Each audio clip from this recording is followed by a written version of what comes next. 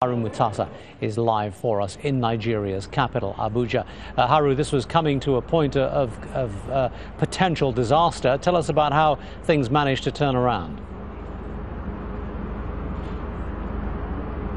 Well, late on Sunday night, union leaders met the president and they had a meeting. The president then had a press conference or a statement of address to the nation. He then announced a new price.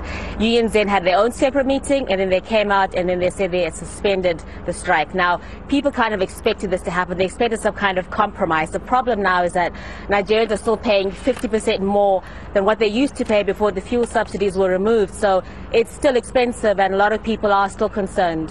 Tamor? The essence of economic policy here, just tell us about the background as to why the government decided that the subsidies needed to be removed in the first place.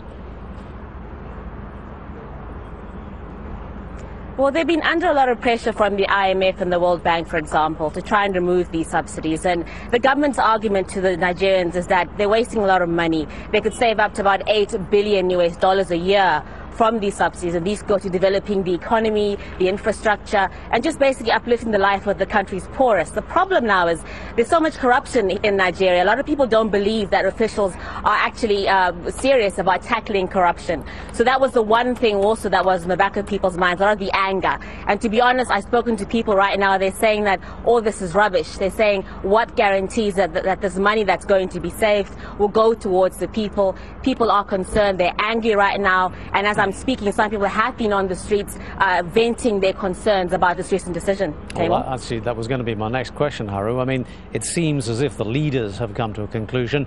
How likely is it that the people are going to do something about this, or do you think eventually we'll see people accepting the decision? I think people basically have no choice. Eventually we'll see people slowly trickle back to work, banks opening, businesses opening, but maybe for Monday, Tuesday, maybe into Wednesday, we'll see some of the concern. Some of the people saying that they thought they weren't consulted. Remember, it was the labor union, yes, that was the biggest.